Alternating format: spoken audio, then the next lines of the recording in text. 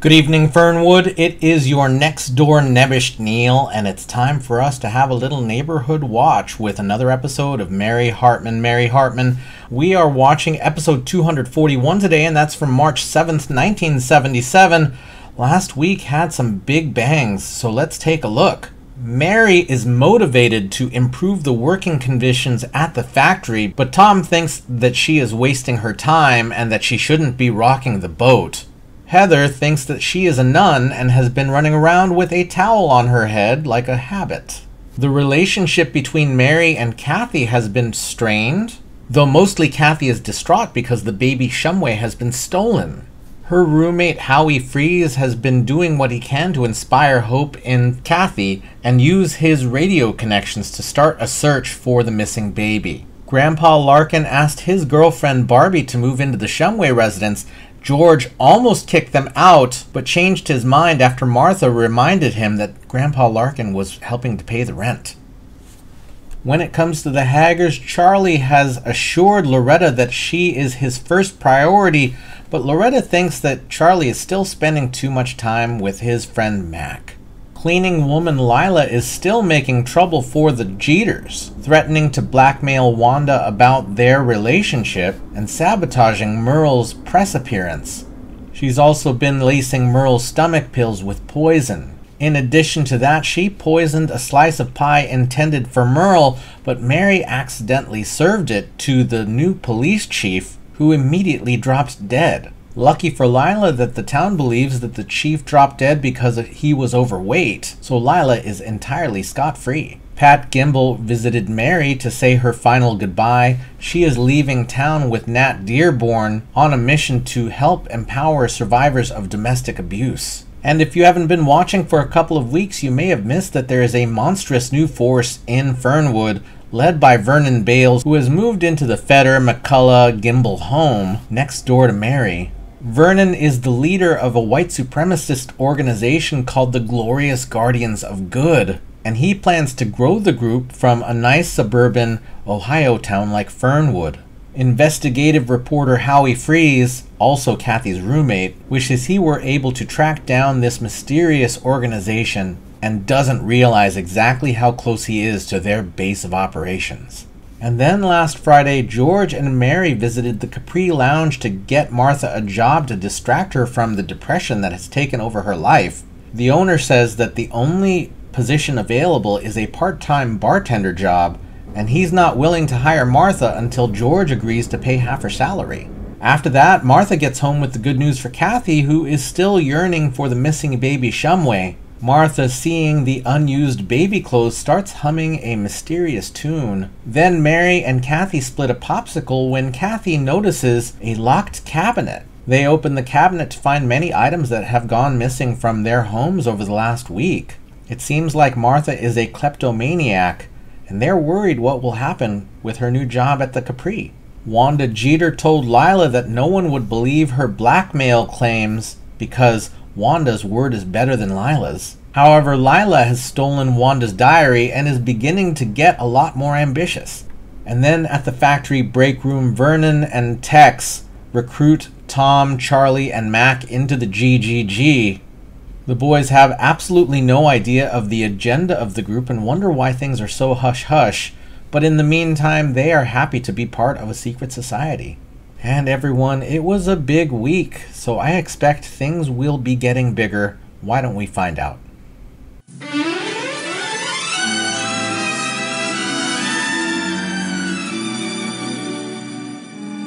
Mary Hartman! Mary Hartman!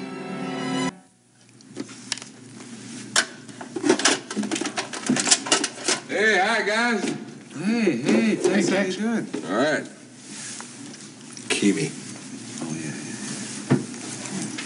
Kiwi, yeah, okay. Yeah, right. Hey, wait a minute. Wait, Charlie, look at this. Hey, is that real gold? Gold fill. How come you get a gold fill when all we get is silver plated? Well, you see, this here is the inner circle. I mean, you get your gold key after you finished your first mission brotherhood for the GGG. Uh-huh. Is that on the way to Exalted? Oh, that's way past exalted. But don't you guys worry now. I mean, everybody gets an equal crack at getting the gold key. In time, I mean, we're all brothers, right? Right. Yeah. Hey? Well, they the Three Musketeers. Yeah, hi, George. How you doing? Hi. Fine. No, what are you guys up to? Nothing? Nothing. Well, what are you talking about? When? Nothing. I mean now. Nothing. Gee, I don't remember. What's the problem? Did Mary burn your bat? Did Loretta paint your pizza? Come on, George. Look, everything's swell. Yeah, we're just a little tired, that's all. Oh, you had a bad night last night, huh? That's probably why I couldn't find anybody for poker. Well, I was at Tom's.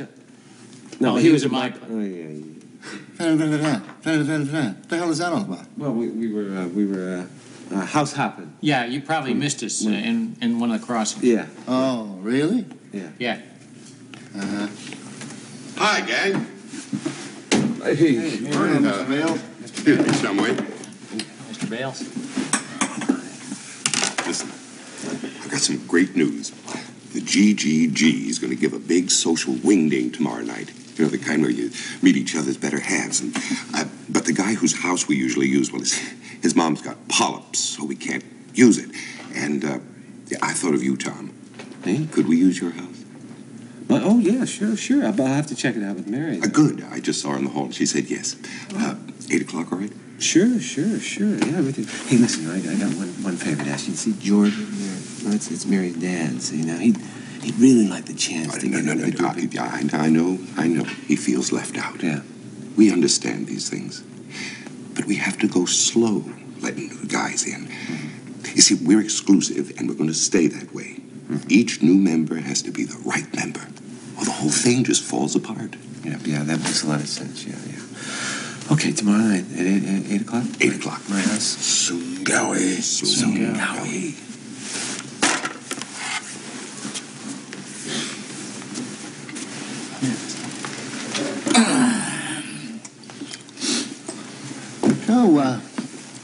you guys coming around with the brass again, are you? Hey, listen, how about tomorrow night? We all go to the Capri Lounge, little pinball, little bowling, snort or two, huh? 8 o'clock? Gee, that's a great idea, George. I think Loretta's got some plans. Yeah, I've been going out too much lately, George. See, Texas. Now do you understand? Guys like George Shumway are suspicious of anything that's offered to them for free. If they don't suffer for it, wait for it, and pray for it, they probably don't want it. So, he ain't never gonna be a member. Your brain is a constant source of amusement to me. No, idiot. The more you shut out guys like that, the more they come scratching at your door to get in. Oh, burning nobody, I'm gonna tell you something. I mean, you ain't as dumb as you look, you know? You are.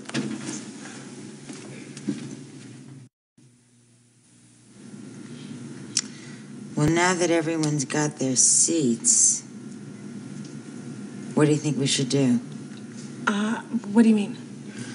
Well, announcing that your mother's a klepto can be very tricky. I got it. I will do the talking.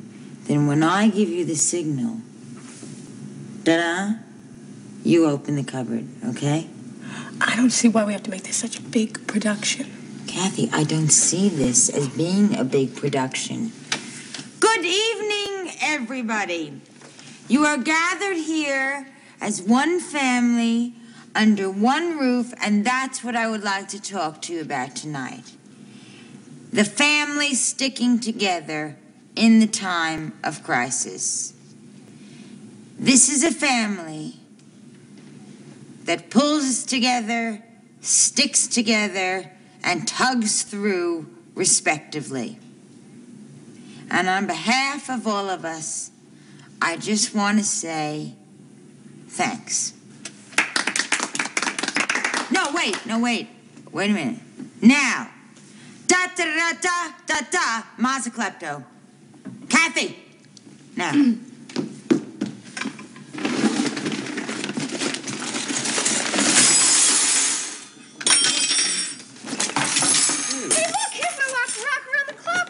is my basketball trophy. My picture of Truman and Beth. Look, Kathy Heather's tooth. I never saw this before. Mary. This meant a lot to me. Oh, I'm sorry. Right, order, quiet. Hey, look, my rosary! Calling all sinners, calling all sinners. The meek shall inherit the earth. Heather, sweetheart, that's the wrong prayer.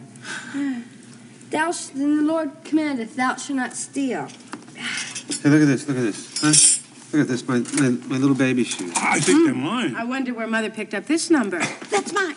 Oh, look, could everybody be Thou seated, shalt please? not Everybody, steal. please be Thou seated, shalt not please. light What food. Heather is doing, that's just a phase. Now, everyone else, please be seated, okay? Now, please be seated, all right? Now, all I want to say and the whole purpose of this all is, this is just not as shocking and as horrible as it seems. Martha, Mary, how do you think Martha did all this? Well, at least she made a good killing. No. Now, listen, this does not mean that Ma's a crook or a thief. It just means that she has a disease like Jack the Ripper. Look, we talked to Dr. Medwick, and he said that Ma's not a thief, that she's just emotionally disturbed, which is the difference between a common thief and a common klepto. We talked to Dr. Medwick, and what he said was that Ma is a kleptomaniac, long for klepto. He said that when you have suffered a great loss, like such as losing a job that's important to you, or, like losing, a member of your family's baby, or something like that, it is very natural to become unhinged. You mean you think Mom's crazy? Back to the loony bin. No, not crazy, just upset, and I think that we have to do what we can to help her. Well, how are we gonna do this? Well, I say we humor her. At least we know that it's nothing serious, right? So some people bite their nails, some people smoke. Ma steals. Maybe we could trail her. No, we don't have to worry about trailing. She's not going to steal anything. She has a job at the Capri Lounge. Mary, what? My God, she's working at the Capri. Oh, there has to be some answer. We've got to get her out of the Capri. Oh, no, she cannot get another job because then she'll just steal larger items, furniture. Well, I got an idea. I'll tell you what. We'll all take turns. We'll all take turns watching her and guarding her, okay? Well, that sounds like a very good idea. You mean like shifts at the Capri Lounge? Yeah. That's a ticket. That'll take care of everything. Mm-hmm. Except for one thing. What's left? Who's going to tell Daddy? Well, I told all of you, and, I'm really beat.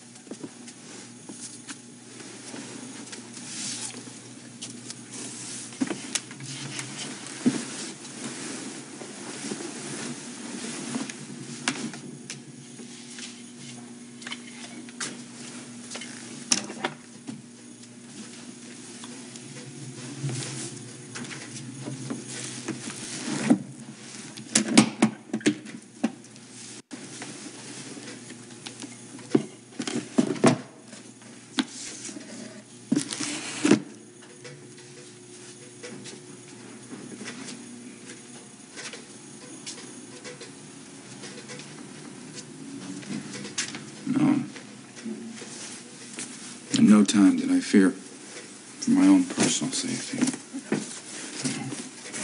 Not at all.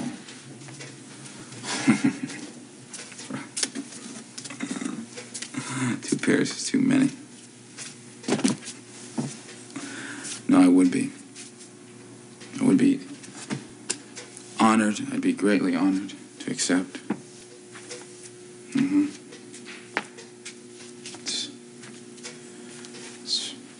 know it. It's very difficult. Very hard. Notes? Oh, no. No notes. No notes. I never take notes. Not at all. No notes. Keep it all in my head.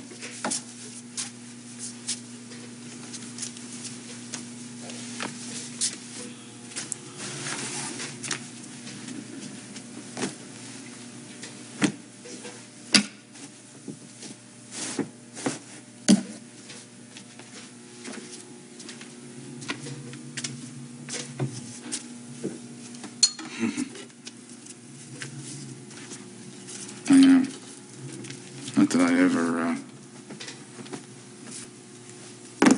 mankind. No, maybe I say humankind.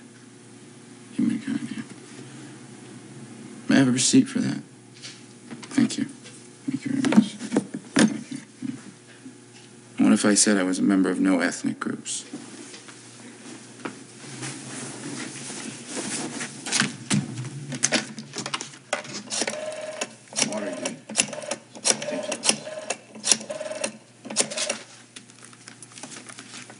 Hello, Ma? Kathy? Yeah, it's me. Well, this is me, Martha, your mother. Listen, it's Howie. He's walking in his sleep. I mean, at least I think he is. I don't know, maybe it's the chicken salad I fixed for dinner. Ma, listen, he's packing and he won't answer me, and I'm scared. I don't know what to do. Oh, it was so nice of you to call me, Kathy. It makes me feel wanted again. Listen, Ma, I have never lived with a sleepwalker before. What do I do? Well, your daddy used to walk in his sleep. He did? Oh, yes, he used to run all over at night, doing all his errands, you know. And I asked the doctor about it, or was it Mary? And they said that you should not startle him or wake him up because it might kill him. Okay, thank you, Ma. Bye. It's without question. It's human existence versus man's existence, the Polynomian. But I didn't take any courses in that. What, are you crazy? So, thank you, Mr. Mayor.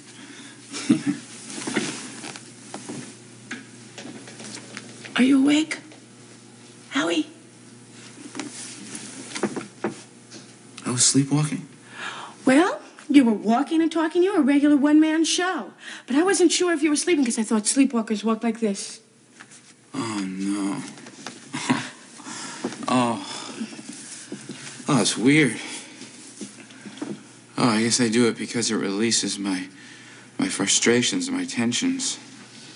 And I was dreaming about my investigation of that dread secret society that's trying to infiltrate the small towns of America. God, it must be awful to give you nightmares. Oh, how much did I spill? Wait, what'd I say? Shh. What? Take it easy. Come here. What? Take it easy. Just relax. I didn't understand anything you said. Oh, that's good. Listen, I get worried and tense sometimes. And, I handle it very calmly. What I do is I scream at the top of my lungs, which is what I want to do right now about the baby investigation. We have a lot in common. Both of us involved in grueling investigations. I was really scared for you. Hey, I didn't mention Austin, did I? Not until just now. Because that's where I dreamt I was going. I think that's where it is. Their center, their newest branch. What, the secret societies? Yeah, it's secret. It's very secret. It's very dangerous. It's big. And my sister works as a secretary for a bulletproof vest company in Orlando, Florida.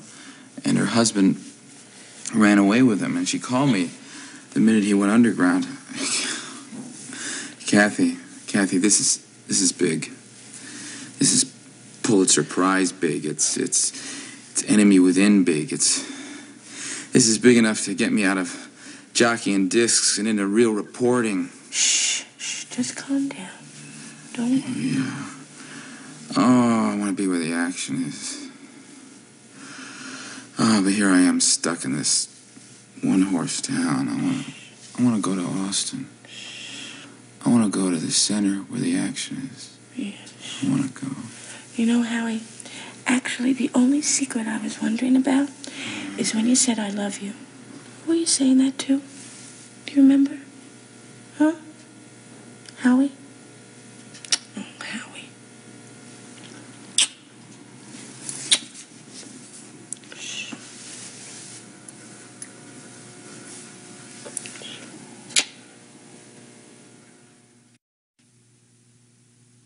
Excuse me. Excuse me.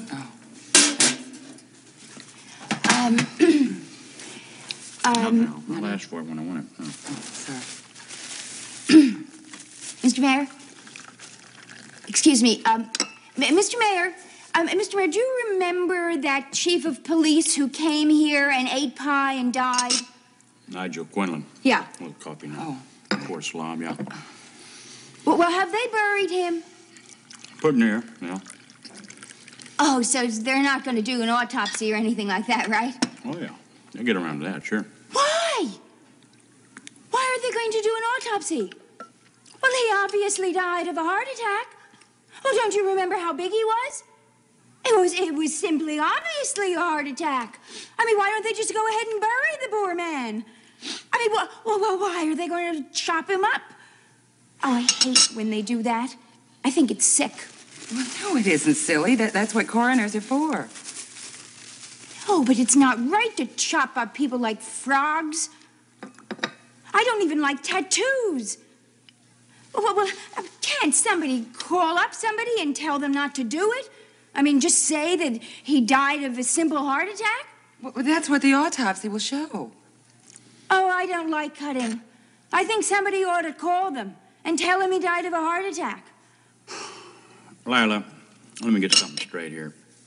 You mean you'd like maybe for me to call a coroner and tell him that Quinlan dropped dead of a heart attack and he should declare that so he doesn't perform an autopsy? Is that the idea? Oh, Mr. Mayor, it would mean so much to me. And it'd be much better for you, too. Because don't forget, I mean, he died here.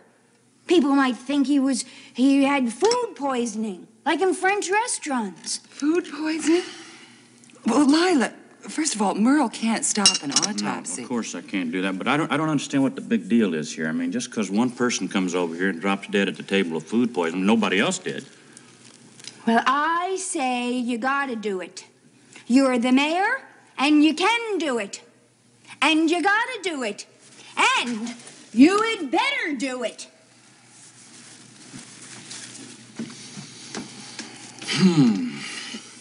Well, that does it for me. I'm gonna sugar can that broad. She's out as of right now. Merle, I wouldn't do that just yet. For the time being, I think we probably ought to do what she says. Wanda, look, you don't seem to understand. I don't care anymore that you had unnatural relationships with that woman. She can't prove that. I mean, she can go down on the street and holler from the street corner. As far as I'm concerned, how can she prove it? My diary. Your diary? Well, you have a diary? Yeah, a complete diary. About you and me and you and Lila and Lila and me and... No, wait a minute, Wanda. I don't understand this. I cannot believe that you write down on paper in a diary your intimate relations you had with somebody. That's dumb, Wanda. That's dumb. Yeah. But, Merle, how did I know she was going to read it? I mean, it was marked personal right on the leatherette folder, and it had a little gold key, and, gosh, it was cute. Now, this stinks of blackmail here. Yeah. We're in trouble. Merle, I think you're right. I believe it does. What is it she wants from us? Do you understand that? Do I know? What? I don't know. I don't even know why Police Chief Quinlan dropped dead in our hallway, or whether he was supposed to drop dead, or whether or not somebody else was supposed to drop dead, or...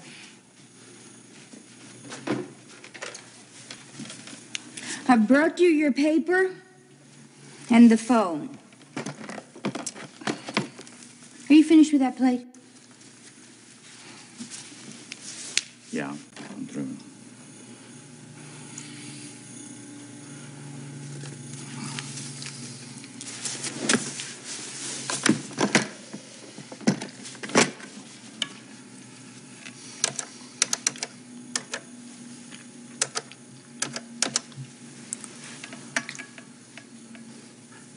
Phil. Yeah, let's have the coroner, please. Hey, Phil. Hey, how you doing there, pard? And Merle Jeter. Your mayor. Yeah, right. How are you? Yeah, is it cold enough for you? Yeah, well, we don't let that happen, do we? Listen, Phil, let me ask you something. Something has come up here, and I'd like to ask a small favor of you. Well, there we are. And we start in the break room with Tom and Charlie and Tex keying each other. Tex is definitely trying to work their excitement even more to get deeper into the organization, and then George shows up and kind of seems to be getting jealous, and it seems like Vernon knows exactly how to play people to get them to want to join the organization. Now again, they still don't know the agenda of the GGG, so at this point they, in their minds, are just having some harmless fun, but I'm not really sure what to expect when they start to go on missions. That might get ugly, and I don't know what to expect or when to expect it. And speaking of the unexpected, Mary and Kathy tell the family that Martha is a kleptomaniac. Everyone seems to recognize what's going on, and it appears to be a coping mechanism for Martha, and since that is the case, Mary wants to keep it kind of on the down low. Again, it is a coping mechanism. It's how she is dealing with the emotional trauma that she is going through, right? She is not able to handle the stuff going on around her, and this is how she deals with it. And also, who's going to tell George? George flips out for pretty much anything, and there we are. And then Howie is sleepwalking, and he slept for a long time. Kathy called for advice to Martha, who was, as far as we know, unobserved at the Capri, but in her cute new outfit. And then after that, Kathy takes, I think, a bit of a caring feeling for Howie. Howie is so frustrated that he is not close to the action, even though he's incredibly close to the action. And Kathy is, I think, starting to develop feelings for him. She really treated him tenderly and took care of him and wanted him to relieve a little bit. And she asked him about when he said, "I love you," I think during his sleepwalking phase, who he was talking about. And I expect that she would have wanted it to be her. And then at the Jeters, Lila is pushing her weight around and wants there to be no autopsy, which is pretty ridiculous. I would think that an autopsy would have been done by now. It's been at least a couple days in TV land time. And this is where Merle discovers that Lila has Wanda's diary and can ruin them. And it leads to a phone call. I had hoped that Merle would find a way to fake a phone call. But I think that he did actually call the coroner and convince the coroner to stop doing an autopsy. And Lila seems to be getting her way. So everyone, that is the ground floor, I think, for this week. Yeah, I expect things will be flowing forth from here. Thank you so much for watching with me. Thank you so much for leaving all of the good things, the kindnesses in the comments. Thank you for setting up a neighborhood watch with me, and we will see you tomorrow night in Fernwood.